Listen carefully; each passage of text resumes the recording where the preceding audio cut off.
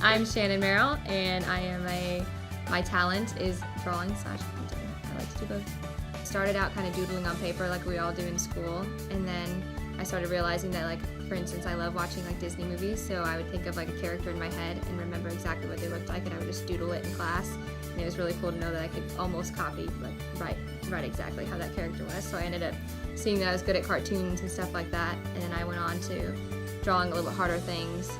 And from there, I just tried painting those things that I was drawing, and it turned out pretty well. I usually like to see what I'll set up my computer and look at a picture or look like at the idea that I want, and then I'll set up like the piece, and I'll go just straight using a pencil, try to sketch out the drawing almost as identical as I can and get that as detailed as possible. That might not be the same way that other people do, but for me, like, I found that if I draw it as detailed as possible with the drawing first, then I know that if I paint over that, kind of like fill in the blanks and go with the art on top of it, then I know that it's going to turn out kind of what I want.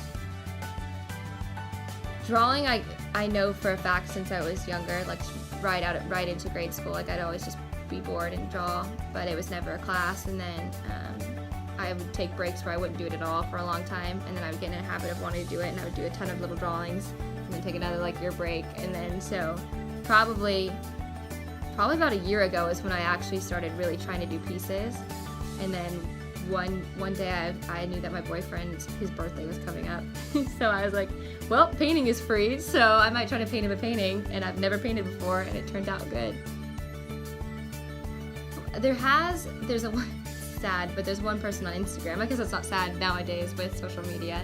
I don't really know many painters because I've never been in a class of it, or I've never tried to like learn from anyone. I just figured out I was decent at it, and I just went with it and have learned on my own.